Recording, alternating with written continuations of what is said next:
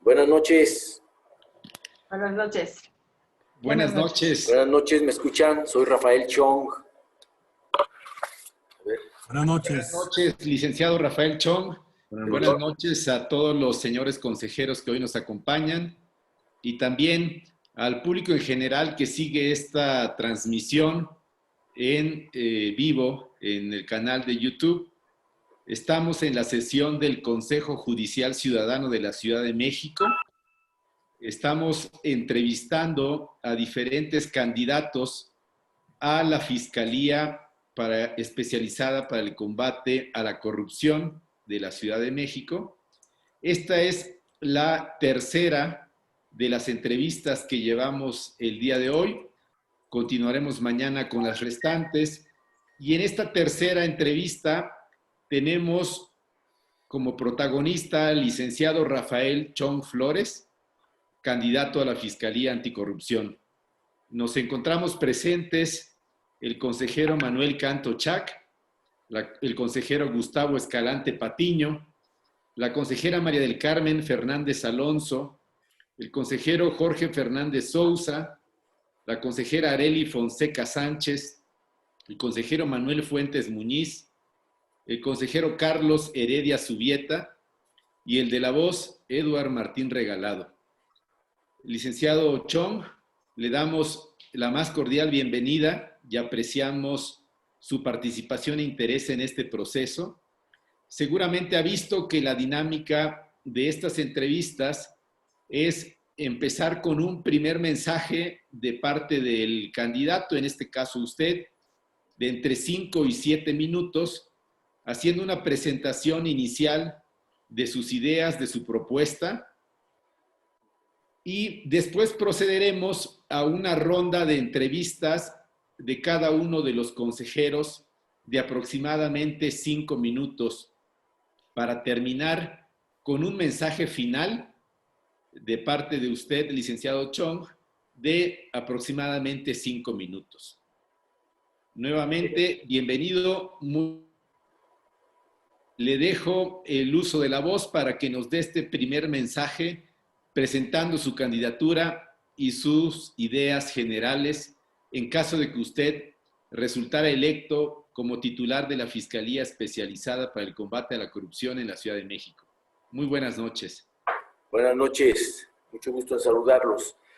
Pues como lo indiqué en mi carta de expresión de motivos para ser designado como fiscal especializado y como lo señalé en el ensayo que presenté también para esos mismos fines, pues lo que quiero reiterar al respecto es que creo que soy una persona idónea, igual que mis compañeros que me han antecedido, para encabezar esta fiscalía especializada.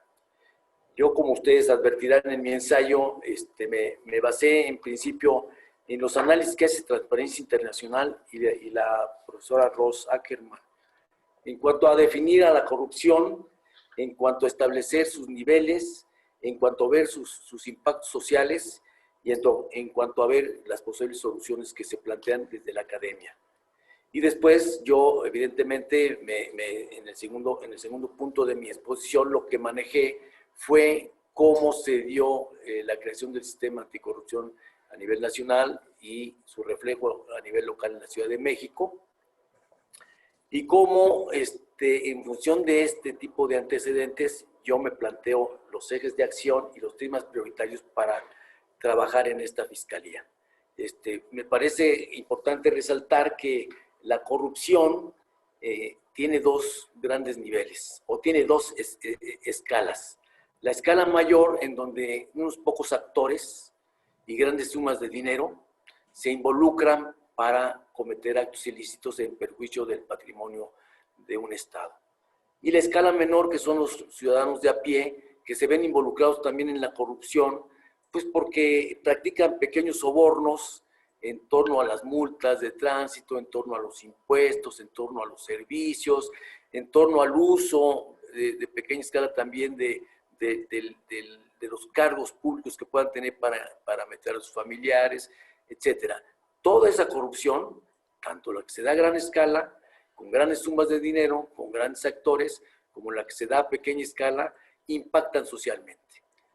Y eso produce básicamente un Estado ineficaz, un Estado ineficiente. Y se provocan daños económicos muy grandes y graves daños a la ética pública. Yo pienso pues que aparte de que la Fiscalía es un ente técnico que va a perseguir el delito, pues también está integrado un sistema anticorrupción con otros entes fiscalizadores en los cuales se va a enfatizar básicamente la prevención y la Fiscalía será el último recurso para la persecución de estos delitos. Entonces, pienso yo que dada mi experiencia, que también en el currículum que anexé a mis peticiones, a mi inscripción, se nota que yo he practicado la docencia, que he sido integrante para mí, uno de los grupos de derechos humanos más importantes, que es la Comisión Mexicana de Defensa y Promoción de los Derechos Humanos, y que realicé tareas de fiscalización a través de la auditoría de los impuestos locales y federales en la Ciudad de México, del 2001 al 2007, a enero del 2007. Y no lo puse en mis datos, pero yo integré un grupo anticorrupción en aquellos años que integró un fiscal especial que nombró el jefe de gobierno en aquellos años, y la Contraloría también nombró un representante, y yo trabajando en la tesorería integré también ese grupo tripartita. Y entonces nos dedicamos a ver los modus operandi de la corrupción en la Secretaría de Finanzas y logramos, creo yo, buenos resultados. Creo que con esto expreso mi presentación y estoy a disposición de ustedes. Gracias.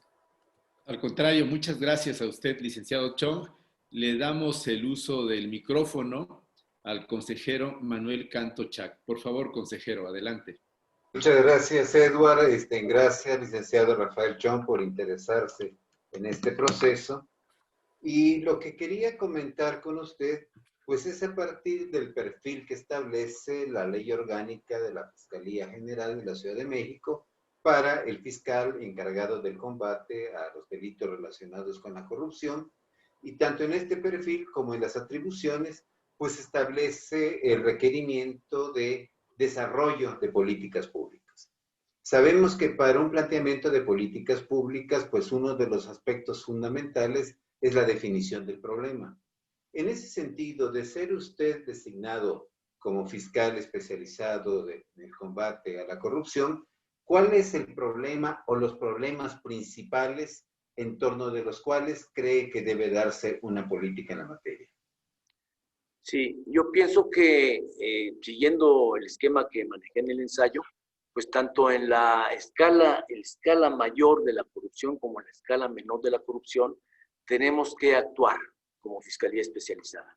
A nivel de la escala menor, que es donde mis compañeros que me antecedieron condujeron sus observaciones, sí, la ciudadanía observa que hay una corrupción en el piso de la sociedad, en las multas que se generan, en los impuestos que se imponen, en los servicios que no se prestan. Y entonces ahí se genera la coima como un elemento para lograr que se agilicen los trámites, la coima para evitar que se materialice una infracción, la coima para lograr que no se establezca un impuesto que puede deber un contribuyente. Pero también me parece que hay que visualizar la alta corrupción. Yo creo que las dos impactan mucho, por supuesto, pero la alta corrupción es el elemento, si se combate, si se persigue, si se sanciona, es el elemento disuador más importante, me parece a mí, para que podamos a través de la Fiscalía, podamos crear una ética social que nos permita que la corrupción se abata. Abajo, yo creo que sí es importante atender las denuncias de los particulares por una multa, contra un agente de tránsito, contra X tipo de funcionario.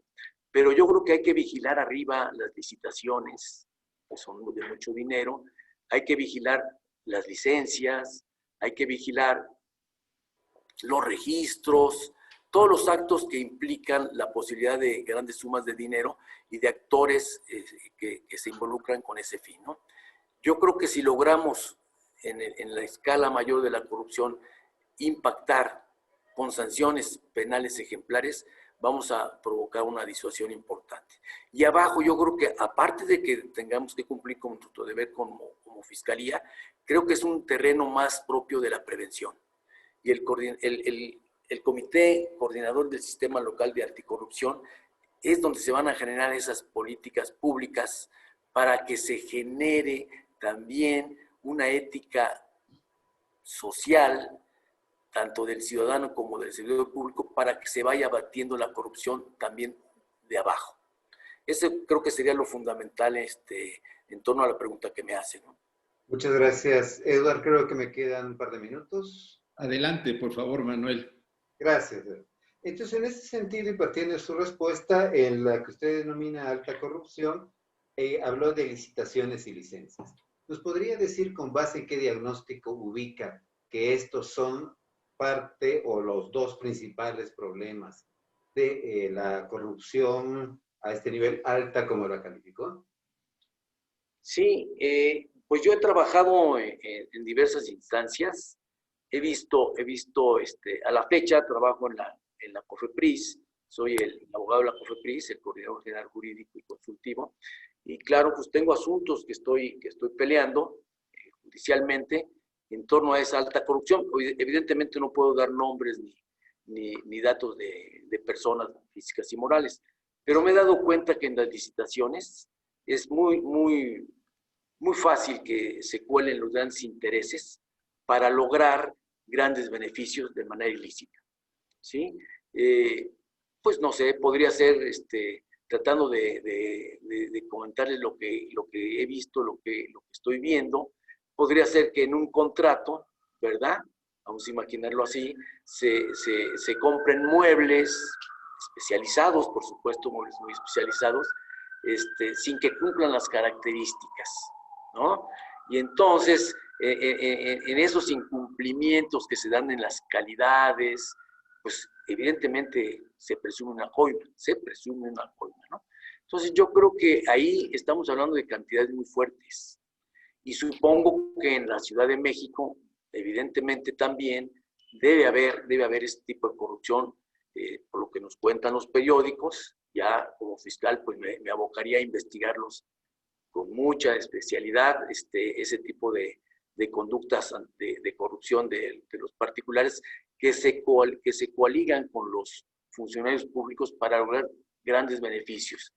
En las licencias de construcción, estoy pensando, en las licitaciones para grandes compras, en otro tipo de licencias y registros que pueda tener la Ciudad de México, en los actos de verificación y de auditoría, porque hay auditorías de grandes montos, hay auditorías en las que se está investigando a un particular o un contribuyente por montos muy altos, ¿sí? Entonces yo creo que ahí es donde debemos de enfocar como Fiscalía la acción de la persecución del delito y buscar con los otros entes que conforman el comité coordinador cómo prevenir el delito abajo. Muchas gracias por sus respuestas. Muchas gracias, consejero Manuel Canto. Pasamos con el siguiente consejero. Le damos el micrófono ahora al maestro Gustavo Escalante Patiño. Por favor, adelante, señor consejero. Muchas gracias, consejero Regalado. Muy buenas noches tengan todos ustedes. Buenas noches, licenciado Rafael Chong Flores. Siguiendo con la ley orgánica en su artículo 39 bis, además de la experiencia de vida que hemos visto en su currícula, pide algunas competencias específicas como el conocimiento y experiencia en diversos campos. Desde luego la administración pública, del cual ya he hecho alguna referencia, pero en específico sistemas de fiscalización y recursos públicos, auditorías. ¿Qué experiencia tiene usted en estos temas? Sí, bueno, yo como, digamos, auditor, como subtesorero de fiscalización, era a los contribuyentes. Sin embargo, creo que en el trabajo actual que tengo, sí he colaborado para la fiscalización de los recursos públicos a través de cómo los ejercen los funcionarios respectivos. Yo creo que el ejercicio del gasto en las alcaldías, en las dependencias, pues básicamente en la obra pública de la Ciudad de México, tiene que ver con un riguroso control en las licitaciones. Porque si se inflan los precios, porque si se evaden condiciones de igualdad para que compitan los que quieren realizar la obra, pues entonces en esa medida, si logramos tener una fiscalización adecuada al respecto, que es tarea de los órganos internos de control, básicamente, ¿no? Yo no he trabajado, sino colaborado con órganos internos de control, como fue el caso de este grupo anticorrupción que integramos en el año 2001, la Secretaría de Finanzas del gobierno de entonces, de la Ciudad de México, la Procuraduría de Justicia del DF, a través de un fiscal especial que se nombró para la Secretaría de Finanzas, y de parte de la Secretaría de Finanzas un servidor, que era yo el subtesoro de fiscalización en ese entonces. Nos dimos a la tarea de revisar básicamente los modus operandi, de cómo podían falsificar un cheque, de cómo podían, por ejemplo, falsificar una escritura pública para eludir un impuesto mayor a través de lo que entonces se llamaba la base renta y convertirla de dólares en pesos. Insisto, no puedo dar nombres, pero conocí casos de ese tipo, ¿no?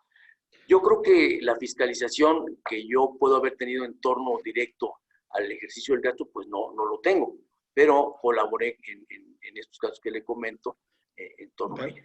De acuerdo a otro supuesto que nos da el artículo 39 bis de la Ley Orgánica, ¿qué conocimiento y experiencia tiene usted en cuanto a la prevención, detección y combate a la corrupción?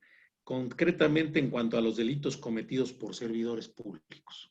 Sí, bueno, yo no he tenido una función de procuración de justicia. Le repito, mi labor ha sido de otra índole, pero quisiera recordar un ejemplo precisamente de derechos humanos. En aquellos años del año 96 había un personaje muy famoso en prisión, una prisión militar, al que le acusaban de diversos delitos. Y este personaje se defendía en los tribunales comunes y obtenía un triunfo. Acto seguido se iniciaba otra averiguación previa entonces y volvía él a ganar. Así se cumplieron cerca de 20 averiguaciones que él logró ganar. Y lo mantenían en prisión. Tuvo muchos años en prisión esta persona. Nosotros, esta comisión, yo acompañé a la maestra Mariquera Costa a pelear el asunto en la Comisión Interamericana, y recuerdo muy bien el fallo de uno de los integrantes de la comisión. Era un juez venezolano, no recuerdo su nombre. Pero ahí lo que básicamente manejó esa resolución que dictó la Comisión Interamericana fue que el Ministerio Público, en uso de sus atribuciones legales, estaba desviando su poder legítimo en perjuicio de una persona. Esa es una violación de derechos humanos que yo la veía como de escala mayor, por ejemplo, ¿no? Me tocó ver otros asuntos realmente, pues podríamos usar la palabra desgarradores. Hubo un campesino, Reyes Penagos, en el estado de Chiapas. Ustedes han de recordar, algunos de ustedes, la finca Liquidámbar, una finca cafetalera en la que este personaje murió a manos de una represión, ¿no?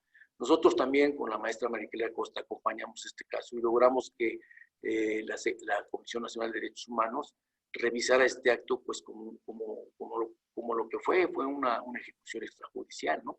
Entonces yo sí he visto desde la perspectiva del defensor de derechos humanos cómo se violan los derechos humanos a gran escala o en casos emblemáticos.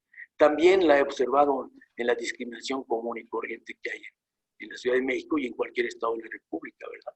Esa sería mi percepción de esto que usted me pregunta. Le agradezco mucho al licenciado Rafael Chong. Por mi parte es cuanto. Consejero Eduardo Regalado, muchas gracias. Al contrario, a usted, señor consejero. Le damos ahora el uso del micrófono a la siguiente consejera, a la maestra María del Carmen Fernández Alonso. Por favor, adelante. Muy buenas noches, licenciado Chong. Muy buenas noches a todos. En su exposición de motivos, usted dice que quien dirija la Fiscalía Especializada en Combate a la Corrupción debe ser una persona que goce de calidad moral y experiencia. La parte de la experiencia la ha explicado ya en las anteriores intervenciones. Me parece que adquirió experiencia trabajando en la tesorería del Distrito Federal, hoy Ciudad de México, tal y como nos hizo saber, y actualmente en la COFEPRIS, en donde además elaboró los principios de la intervención para detectar la corrupción. Ahora, en relación a la calidad moral requerida a la que usted se refiere en su exposición de motivos, ¿cuáles han sido los principios que han regido su desempeño como servidor público en estos temas y cuál sería su contribución prioritaria en el combate a la corrupción? Sí, es muy difícil calificarse como una persona de alta calidad moral, impoluto, es muy difícil de autocalificarse. Yo creo que aquí lo importante es que no he recibido nunca una sanción, una inhabilitación que me descalifique como persona. Por eso creo que mi buen nombre, como el de todos nosotros, como el de todos ustedes, está a salvo en tanto no tengamos una acusación en contra, ¿no? Ese es el primer elemento. El segundo elemento, pues, es otra autocalificación. Creo que me he educado en términos del sentido clásico del ethos, ¿no? Del carácter. La ética es el carácter, pero la formación del carácter a través de valores. Creo yo que me he formado a través de los valores más importantes del género humano y he conformado en tanto una ética, porque he sido una persona, creo yo, me autocalifico nuevamente, comprometido con los derechos humanos, con la lucha contra la corrupción. Les repito, participé en un comité anticorrupción. Hubo muchas detenciones, no las practiqué yo, las practicaba el fiscal especializado, pero nosotros colaboramos para que se establecieran las formas de visualizar cómo se estaba creando esas conductas corruptas, ¿no? Entonces, pienso yo que mi calidad moral más bien está sujeta al escrutinio público, ¿verdad? Mientras no haya alguien que me salpique, yo creo que mantengo incólume mi calidad moral, ¿no? Muy bien, muchísimas gracias. Gracias. Eso sí. Gracias, consejera María del Carmen. Procedemos con el siguiente consejero, Jorge Fernández Sousa. Por favor, le dejamos el micrófono. El consejero Fernández no tiene activado el micrófono. Perdón, soy recurrente en esa falta. Muchas gracias. Gracias, consejero Edward. Licenciado Chong, bienvenido. Buenas noches. ¿Ha hecho usted, tanto en su ensayo como en alguna parte de sus intervenciones en estas entrevistas, ha hecho referencia al sistema anticorrupción? A su juicio, ¿cuáles son los rasgos más importantes de este sistema y cuál sería la ubicación, el desarrollo, el impulso que tendría que dársele a la Fiscalía para el combate, especializada para el combate a la corrupción dentro de este mismo sistema? Sí, pues me parece que de entrada habría que calificar a los participantes de este comité coordinador. Está el Comité de Participación Ciudadana, la Auditoría Superior de la Ciudad de México, la Fiscalía Especializada, la Contraloría General, el Instituto de Transparencia, el Tribunal de Justicia Administrativa, los órganos internos de control, la Judicatura y los consejos de evaluación. Yo creo que esta pluralidad de participantes nos está indicando básicamente que debemos de crear un plan para la Ciudad de México que trascienda el momento y vea más allá de un año o dos sobre cómo debemos de crear un sistema en la Ciudad de México de anticorrupción, pero sobre todo un sistema funcional, tanto social como en el gobierno de la ciudad. Creo que ese esfuerzo del sistema anticorrupción lo que busca es combatir la corrupción, pero también prevenirla. Creo que el elemento básico de este comité, de este sistema local de anticorrupción, es básicamente prevenir y crear las condiciones para que no tenga un caldo de cultivo la corrupción. La Fiscalía especializada dentro de este comité coordinador va a aportar muchos datos, va a crear lazos interinstitucionales, sobre todo yo diría, por ejemplo, con la Auditoría Superior, porque la revisión de la cuenta pública nos va a dar los elementos fundamentales para esa alta corrupción que se da a escala mayor en la Ciudad de México. Si el órgano de control que está en el Congreso local establece en sus revisiones puntualmente desfalcos, faltas graves en las licitaciones que se dan, porque las vigila, tienen un instrumental al respecto, dos veces al año, según recuerdo, hacen una visita a todas las dependencias y les revisan puntualmente lo que supongo yo que el Congreso local establece como fundamental para el año que van a vigilar, ¿no? Entonces, yo creo que ahí es donde se va a dar el elemento fundamental de la prevención. Pero también se van a crear los lazos para crear una interinstitucionalidad para la persecución del delito. Entonces, yo creo que ahí es donde la Fiscalía va a encontrar también un elemento de asociación con las demás dependencias para que sea fructífera su labor en cuanto a la persecución del delito que tenga que ver con la corrupción. Gracias. Tengo todavía algunos minutos, consejero. Sí, adelante, por favor, tenemos suficiente tiempo. Gracias. Ha hecho usted referencia en sus intervenciones anteriores a la ética pública y a la ética social. Situación que es muy delicada porque hay una, en su juicio personal, pero creo que puede ser compartido, hay una falta muy seria de ética en todos los ámbitos actualmente, desde hace años, lamentablemente, tanto en el sector público como en la sociedad en general. ¿En qué medida cree usted que un trabajo adecuado de la Fiscalía podría contribuir a un mínimo o a un inicial rescate o creación de esta ética pública y social, como usted la ha denominado? Sí, yo creo que también apunté en alguna parte de mi ensayo cuáles serían las soluciones, ¿no?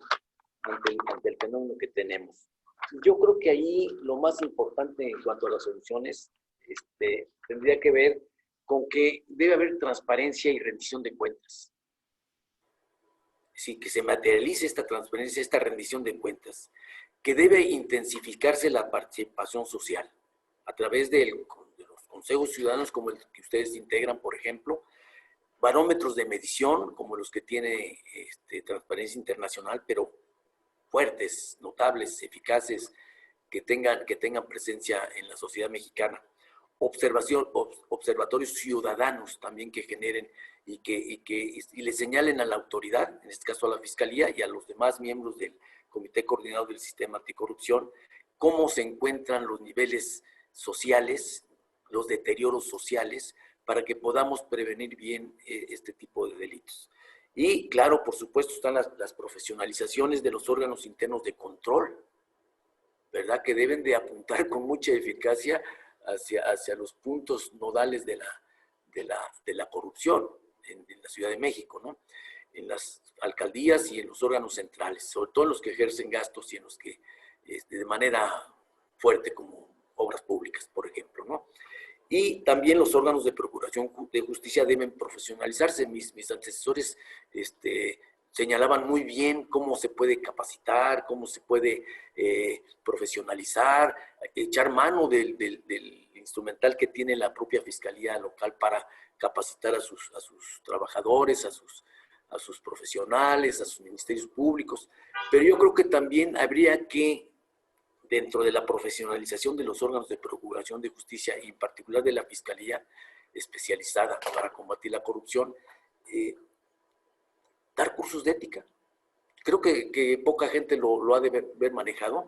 Yo recuerdo cuando estuve de subtesorería de fiscalización que sí logré contratar a un filósofo, entonces, me reservo el nombre también, y dio un curso de ética que me pareció que a los auditores los motivó, les hizo entender que no nada más están yendo a hacer un trabajo estrictamente profesional, que es revisar las cuentas de un contribuyente para ver si está bien o si está mal, sino que entendieron que su función tiene una función social, ética y social, que también todos estamos siempre en aptitud de formar nuestro carácter ético, siempre y cuando empecemos a alcanzar estos valores que todo ser humano debe de lograr, y que estos se socialicen, se internalicen, y sobre esa base creo que vamos a mejorar a la Ciudad de México mucho, sin menoscabo, insisto, del trabajo profesional de la Fiscalía, que debe ser muy científico, que debe ser muy institucional, que debe de entender bien el sistema acusatorio, que debe fortalecer sus imputaciones, que debe de lograr, como decía mi antecesor, el señor juez, de que debe de lograr la eficacia en el procedimiento de imputación, para que convenzamos a los jueces de que sancionen cuando tengamos razón, ¿no? Creo que eso es lo que yo podría expresar al respecto. Muy bien, muchas gracias. Por mi parte es todo. Gracias. Al contrario, consejero Fernández, muchas gracias a usted. Procedemos ahora con la consejera Arely Fonseca Sánchez. Maestra, le dejamos el micrófono. Gracias, buenas noches. Maestro Rafael Chong, bienvenido, muchas gracias. Usted alude en su ensayo una cuestión fundamental, que es la confianza en las instituciones, y cómo a partir de tener una fiscalía especializada en combate a la corrupción, se puede contribuir a que la ciudadanía confíe en las instituciones, y más tratándose de hechos relacionados con delito de corrupción, pues bueno, es un tema fundamental. Pero también plantea en uno de los apartados algo en lo cual me parece que usted puede aportar muchísimo, porque se trata del tema de protección de denunciantes y víctimas. ¿Qué es lo que plantea al respecto? ¿Qué es lo que implementaría de manera contundente para que esto pueda ser eficaz? Desde luego, lo primordial para que la gente se anime a denunciar, para que incluso los entes que andan buscando determinar los actos de corrupción se animen, porque no es fácil que un órgano interno de control determine, por ejemplo, un acto de corrupción en una licitación, en una adjudicación, etcétera, o que una persona común y corriente que ha sido víctima de algún acto de corrupción se anime, pues es hacerlos sentirse protegidos. Debemos darles las garantías de que están protegidos y de que la Fiscalía General de Justicia y la Fiscalía Especializada va a proteger a los testigos, va a proteger a los denunciantes. Aquí no podríamos hablar de una víctima porque es el erario, ¿verdad? Pero pues también lo vamos a proteger, ¿no? A través de una acción institucional, y con eso pienso yo que la gente se va a animar a denunciar, los órganos internos de control se van a animar a hacer más profesional su trabajo y a buscar realmente los puntos nodales de la corrupción en las alcaldías y en los órganos centrales del gobierno de la Ciudad de México. Gracias. Ya en materia específica de la integración de las carpetas de investigación, ¿cuáles serían los puntos medulares que usted vigilaría a efecto de que estas en hechos relacionados con la corrupción puedan ser judicializadas? Sí, bueno, aquí yo creo que lo importante también, como apunté en mi ensayo, es que pues tenemos que tener una forma científica de investigar. Y esto implica hacer uso de los medios más modernos. Mis compañeros anteriores hablaban de las bases de datos, por ejemplo, que tiene la UIF, que tienen diversas dependencias, y en colaboración legal estrictamente en una investigación determinada, pues hacer uso de este tipo de información para fortalecer la investigación. Yo creo que también, pues, fortalecer, junto con la Fiscalía General de Justicia, los protocolos de investigación. Y sobre todo yo me daría mucho la tarea de crear un esquema, un mapa, no sé cómo llamarlo, en torno a los modus operandi. Porque creo que no basta con que la Fiscalía esté esperando la denuncia de un ente de vigilancia, como puede ser el órgano interno de control de X alcaldía, o que una persona en la particular nos señale que pueden aquí estar haciendo esto, otro, y que les consta lo demás allá. Yo creo que sí debemos de tener nosotros también una investigación previa, tanto en los protocolos de actuación como en los modus operandi que se practican en la corrupción. Creo que no nada más es investigar en particular la carpeta que esté llegando, sino que debemos de tener un grupo investigador por separado, fuera de las carpetas, que analice los modus operandi que operan en todo el gobierno de la Ciudad de México. Eso me parece primordial, ¿no? Muy bien, muchas gracias. Gracias, consejera Adely Fonseca. Le damos ahora el uso de la voz al consejero Manuel Fuentes Muñiz. Por favor, señor consejero, adelante. Muchas gracias, licenciado Rafael Chong. Bienvenido. Usted sabe que esta función de ser fiscal, precisamente en los temas de anticorrupción, tiene que ver precisamente con delitos relacionados con servidores públicos. Quisiera que me dijera al menos 5 delitos que concibe el Código Penal en relación a los servidores públicos, por favor. Sí, creo yo, no traje mi Código Penal de la Ciudad de México, pero creo yo que, recordando la lectura que hice del título 18º, 19º y 20º, yo resaltaría, y lo puse también en un catálogo de delitos que está en mi ensayo, pues la coalición, ¿verdad? Y aquí, en la coalición de funcionarios de servidores públicos y de particulares, me parece que se daría también una vigilancia, no solo al Ejecutivo, también se tiene que vigilar y ver las conductas ilícitas del Legislativo y del Poder Judicial. Perdón, si me pudiera comentar qué otros delitos más. Sí, el uso indebido de atribuciones y facultades, por ejemplo, el tráfico de influencias, el cohecho y el peculado, que son los más importantes. Pero repito, también sí quisiera dar a entender que no nada más debemos focalizar la acción persecutoria de la Fiscalía en el Poder Judicial, en el Poder Ejecutivo, sino también en el Poder Judicial y en el Legislativo, porque también ahí hay conductas ilícitas en su trabajo en sí. Sí, gracias. Es que era solamente una pregunta concreta. Sobre el tema del abuso de autoridad, es un delito que comúnmente se frecuenta en los servidores públicos. ¿Cómo se constituye, cómo se configura el abuso de autoridad de un servidor público? Yo creo que ahorita no tengo a la mano el Código Penal, no lo tengo así preciso, pero pienso yo que la configuración de un abuso de autoridad es cuando pues el que planteé como ejemplo en el caso de los derechos humanos que conocí, cuando en uso de atribuciones se exceden, ¿verdad? Y se desvían las facultades, ¿no? O bien se perjudica a un particular innecesariamente sin tener un motivo o razón legal el agente gubernamental, ¿no?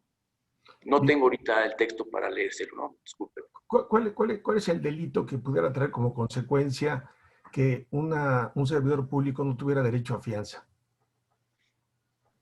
Pues los delitos de alto impacto, ¿verdad? Me parece que ahí ameritan la prisión preventiva de inmediato y también no tengo ahorita a la mano del instrumental con los códigos para señalárselos en particular, pero pues serían ese tipo de delitos, ¿no? Por los montos, por las conductas, etcétera, ¿no? Si usted fuera legislador, ¿propondría alguna reforma al Código Penal para hacer más eficiente la persecución de los delitos? Yo creo que todo es perfectible, ¿no? Ahorita no tengo una propuesta concreta para modificar el catálogo de delitos que tiene el Código Penal de la Ciudad de México y en particular en torno al fenómeno de la corrupción. Pero sin duda sí debe haber bastantes posibilidades de ajustar temáticas, ¿verdad? Conductas, tipificaciones, para que se perfeccione el combate a la corrupción, ¿no? No sé, pienso yo, por ejemplo, que cómo definir mejor el tipo de retardo o dilación en la justicia, por ejemplo, ¿no? Habría que precisarlo, no sé, ¿no? Pero sí, sería cuestión de estudiarlo en particular, no tengo el ejercicio, pero yo creo que todo es perfectible y se pueden hacer aportes, ¿no? Una última pregunta. Usted de ser designado fiscal, ¿habría un conflicto de interés de su parte? Ninguno, no siento que tenga ningún conflicto de interés. Les repito, mi conducta personal ha sido hasta ahorita, yo diría intachable, pero salvo prueba en contrario, evidentemente, ¿no? Yo creo que no tengo ningún conflicto de interés en las funciones que eventualmente podría yo realizar como fiscal. De mi parte, muchas gracias, consejero Edward. Sí. Al contrario, consejero Fuentes, muchas gracias. Procedemos ahora con el doctor Carlos Heredia Zubieta. Doctor, le dejamos el micrófono para que formule sus preguntas al candidato Chong, por favor. Gracias, consejero regalado. Buenas noches, licenciado Chong, ¿cómo está? Buenas noches, bien, licenciado. Bienvenido. Empiezo por preguntarle acerca de este curso de ética que usted mencionó. Quisiera que profundizara usted en este concepto, vinculado, por supuesto, a la corrupción. Ahora hemos estado hablando más de cartillas morales que de ética. ¿Me puede usted explicar la diferencia? Sí, bueno, yo no conozco muy bien la cartilla moral. Recuerdo que Alfonso Reyes hizo una cartilla moral, ¿verdad? No la tengo en mente ahorita. Me parece que es un ejercicio que también ha hecho nuestro actual presidente. No la conozco a detalle. Tampoco soy una persona de amplios conocimientos en torno a la filosofía y a la ética, simplemente que me llama la atención en la educación que he dado a mis hijos, en la educación que he recibido, y en esa educación permanente que yo también tengo, que pienso pues que el carácter nunca se define totalmente. Y pienso yo que en la medida en que busquemos los valores, no sé, cada quien, los valores son universales, ¿no? Nadie en particular los puede crear, ¿no? Aunque piense que los puede crear. Yo creo que en la medida en que socialicemos los valores más importantes en torno a la honestidad, por ejemplo, en torno a la libertad, por ejemplo, en torno al respeto al prójimo, por ejemplo, si nosotros profundizamos en los valores, y eso lo hacemos propio y lo hacemos parte de nuestro carácter, estamos creando una ética personal. Yo digo, y me toca verlo porque tengo muchos años en el servicio público, muchos de los abogados con los que tengo ahorita, por ejemplo, ¿no? Tengo un grupo contencioso, tengo un grupo de legislación y consulta, tengo un grupo que ve normatividad y la materia regulatoria, por ejemplo, ahora, y tengo un grupo de transparencia. Yo los veo que trabajan y conocen muy bien el tema jurídico. El contencioso conoce muy bien el procedimiento de nulidad que se da en el tribunal contencioso, muy bien los temas de amparo y cómo rendir los informes previos y justificados, y en torno a lo específico del derecho sanitario, cómo se tiene que adaptar la defensa. Los veo muy bien. Igual veo a la gente que colabora conmigo y ve el proceso de la mejora regulatoria. Y ven que, por ejemplo, en la mejora regulatoria tenemos que crear un impacto costo-beneficio para que la ciudadanía, las empresas farmacéuticas o de otra índole, al hacerles una norma que regule sus actividades, pues va a haber un costo-beneficio. Lo mismo pasa en la legislación y consulta. Llega una iniciativa que tiene que ver con en el Senado, en la Cámara de Diputados, que tiene que ver con reformas a la Ley General de Salud, por ejemplo. Yo los veo muy profesionales, que se involucran mucho, pero creo que si les damos a entender, y ese es mi afán con ellos, que también aparte de ese profesionalismo al cual nos debemos perfeccionarlo cada día, en términos procesales, en términos sustantivos, también debemos entender que hay un carácter personal ético, y que es importante que en función de eso nuestro trabajo se enriquezca también, que sepamos que estamos haciendo un bien cuando defendemos una causa. A eso me refiero básicamente con la ética en el servicio público. Y de verdad yo comenté ese curso porque me pareció importante, dado que sobre todo en las áreas de verificación, de vigilancia y de auditoría, el personal que los practica son muy proclives a la corrupción. O son muy fáciles de que los contribuyentes, los visitados, etcétera, etcétera, los lleven de la mano para que no los sancionen, por ejemplo, ¿no? Entonces yo creo que cuando tienen un contenido tipo una persona de esa naturaleza, sobre todo los verificadores, los visitadores, los auditores, si les damos un contenido ético, fortalecemos su capacidad profesional simultáneamente. No estoy reñido con el profesionalismo estricto, pero creo que debe ir acompañado también de una condición ética. Por eso he estado enfatizando esto. Yo me preocupo en mi jurídico de que eso pase también. Y creo que he tenido algunos buenos resultados. Es cuanto. Gracias. Gracias, doctor Heredia.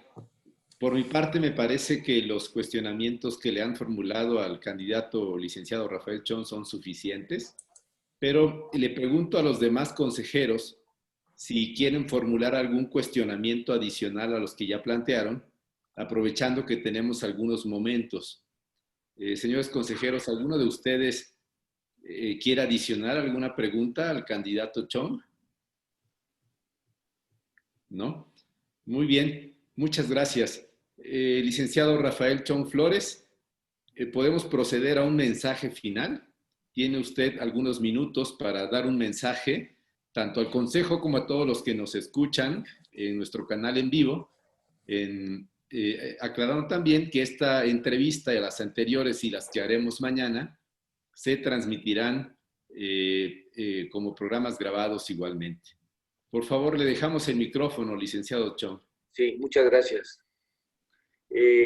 Pues el mensaje final que yo daría es que me siento comprometido con mi país, me siento comprometido con el servicio público, me siento comprometido con los derechos humanos, los he ejercido en la defensa de los derechos humanos, me siento comprometido con la posibilidad de que esta fiscalía sea un instrumento importante para que se sanee nuestra sociedad, se sanee nuestro gobierno y todos colaboremos en lo mejor, en las mejores posibilidades que se pueda haber, no hay mundo ideal, para que en esa conjugación de esfuerzos ciudadanos, interinstitucionales, ustedes son un grupo ciudadano, colaboremos para que se cree en la Ciudad de México un buen ambiente en torno a la lucha contra la corrupción.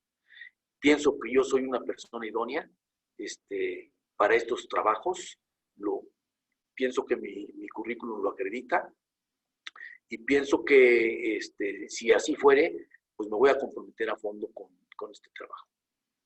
Es cuanto. Muchas gracias.